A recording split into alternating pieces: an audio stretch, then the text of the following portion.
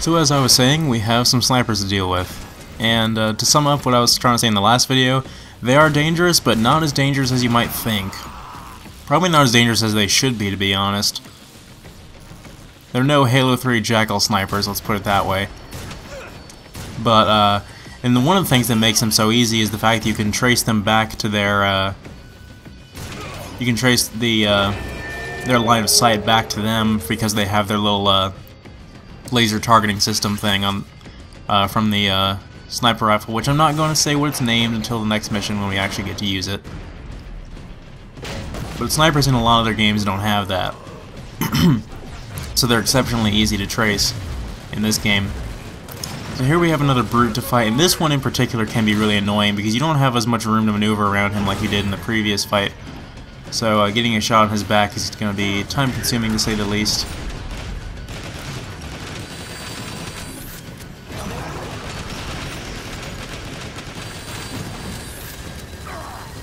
But we got lucky. That's usually how these fights go with the brutes. You're not really, you're never really in that much danger, but it's really all about luck to get the shots you need on them. And so this part, these things, I'm not sure what they are. These machines right here will kill you if you touch them, so don't.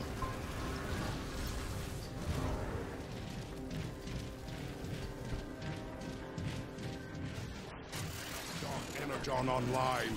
I will use these canisters to transport it to Cybertron.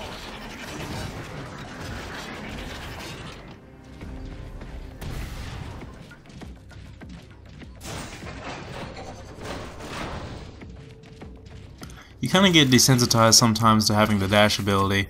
And then when you have a character that doesn't have it and you're just like spamming the left bumper and you're ending up using some different ability. Or like if you're using the soldier in multiplayer who does not have the dash. You think you can control the Dark Energon when no one else has ever been able to? Not very many Decepticons have the dash ability, to be honest. More Autobots have it.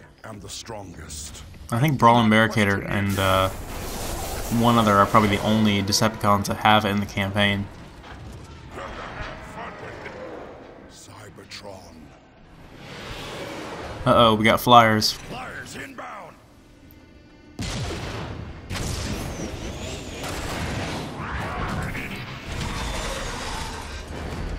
Yep, new enemy type.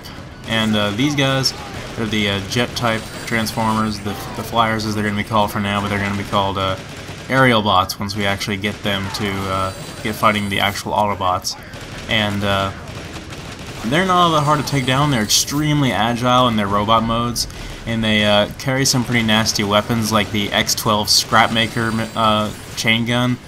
And so they're pretty hard to hit, and they're pretty dangerous in their robot mode, but their jet mode is where they're most vulnerable, actually. They're still pretty mobile, but they have a lot less health. Well, not really less health, but I guess less resistance to damage, per se. Because there's a certain the rocket launcher weapon in this game, the, what is it called?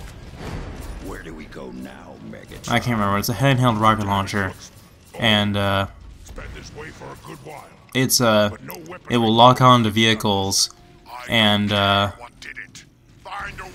it'll destroy them. It'll destroy them in their jet mode in one hit. So The entire area lies in shambles. up here there's a switch for something that'll progress the path. We're not going to jump down just yet. Unfortunately, the thermo rocket launcher, that's what it's called, is not in this mission as far as I know, unless you just randomly happen to get it, I think. But I looked all over the place and I couldn't seem to find it, but it's the ideal weapon for fighting the airborne enemies, because the rockets, once they lock onto their jets, will take them out in one shot. And they're in their jet mode for longer periods of time, it seems. But they're still just as mobile in their robot mode, though, because they hover around all over the place.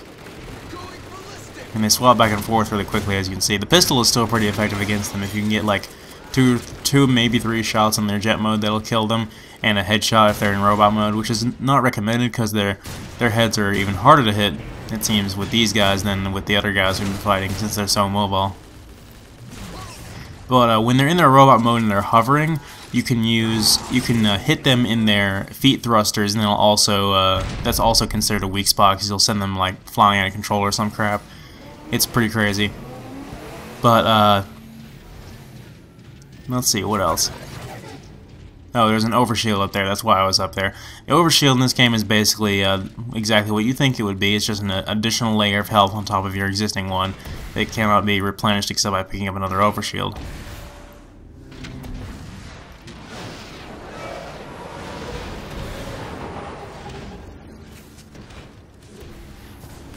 Fire coming in.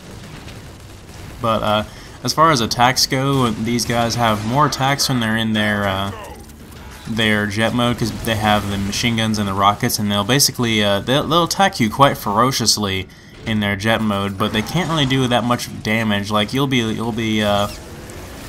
lucky if or they'll be lucky if they can do more than 1 bar of damage if you're standing still for any period of time.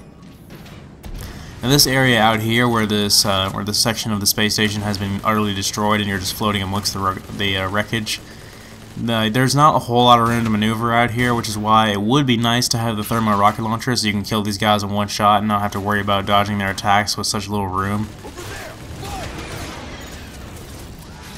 But they're pretty forgiving with the amount of them that spawn here.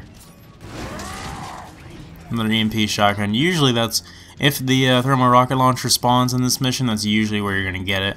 But I haven't gotten it in a while, so...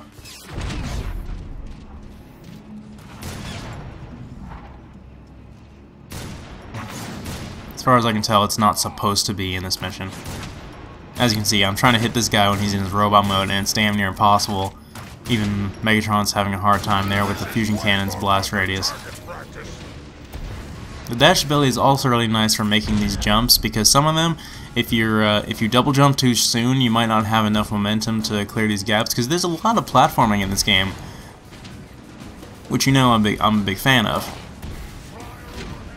So the dash ability can give you a much greater boost if you don't have enough momentum to get over these gaps.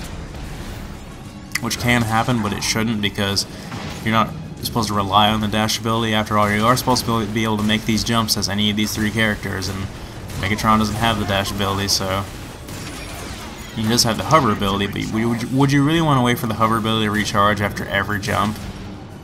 Over there's some auto turrets on the side of that this building we're heading into, which I figured I would just go and take out from afar because the pistol works just that well at range.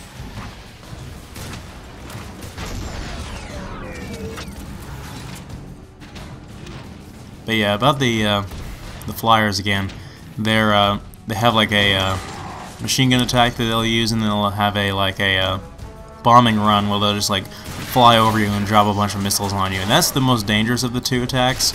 But still, like I said, it'll do maybe just under a bar of health of damage if you're standing still.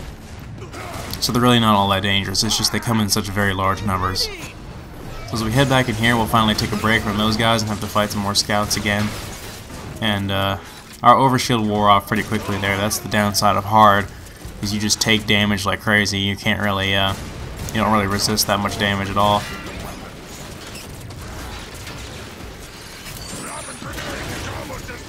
Decided to go ahead and use one of my flag grenades on that guy and hit him directly. It's even pretty effective against the brutes if you can actually get the splash damage to hit them in their back. Because like I said before, it doesn't matter what you hit them with, it just has to hit them in the back.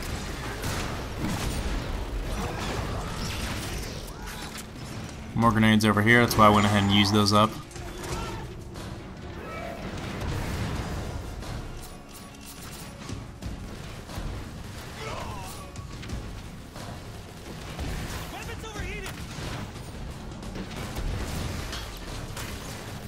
Trying to get rid of all the other enemies in here before I focus on the brute.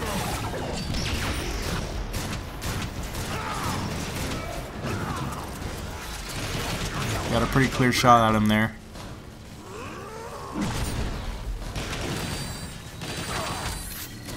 And that time I didn't have to go completely crazy and try to beat him up with the whirlwind. But whatever. He died just the same. Fascinating. According to this, a quantity of became unstable, and The resulting explosion destroyed part of the station. Dark Energon did all of this? Those fools had no idea how to control it. I'll not make the same. Up here is even more grenades.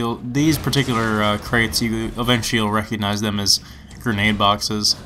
At first though, you're like, what is this weirdly shaped crate? But then you'll figure out the pattern that it's always going to be grenades in that crate.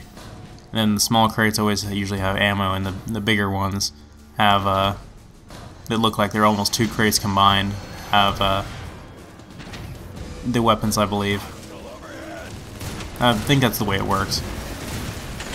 They don't outright say it, so there's no real way of knowing. So we're back outside again, and we're back to fighting more flyers. I really want to call them aerial bots, but after this mission, I'll be calling them aerial bots for the rest of the Decepticon campaign.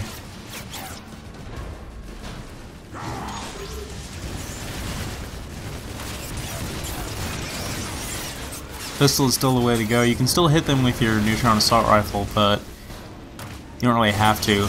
It's more ammo conservative to use the pistol. They don't really have any particular weak spot in jet mode, so you can just kind of hit them wherever. You don't even have to scope in.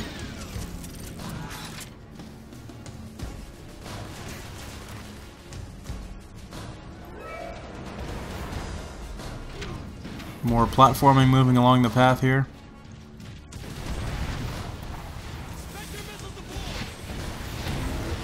This part can get kind of nasty if you haven't dealt with all the flyers outside, because then you're going to get another encounter of enemies right here, and this platform over here will start breaking apart, so you can't really stay on there for very long. Luckily there's some health right here, if I can friggin' pick it up before I die. Guys over here with missile launchers.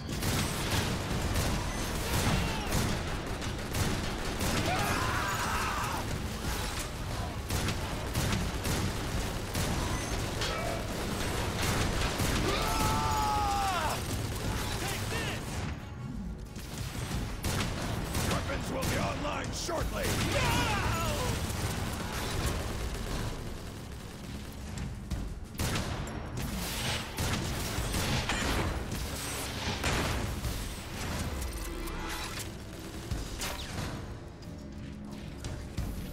Recharging e-tanks. Really wish they could. Alright, so that takes care of those guys. The whole missile inbound thing is going to get really, going to get repetitive after a while, because there's enemies with rocket launchers pretty much throughout the entirety of the game. But missiles are kind of a staple weapon of Transformers when you think about it, so it's not really surprising that everyone has handheld rocket launchers that are not like obscenely powerful and can blow away everything. Which to an extent is how I feel rocket launchers should be. At least in sci-fi games like this. Maybe I'm just too much of a Quake fan and love my handheld rocket launchers.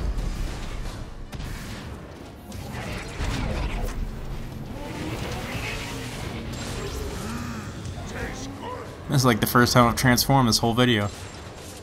Over here, more pistol ammo, I guess. Really not getting too creative with their weapon spawns here in the first missions. You're not going to get a good sense of this game's strong variety of weapons until later on, because it does have quite a variety of weapons. You shall not touch Megatron!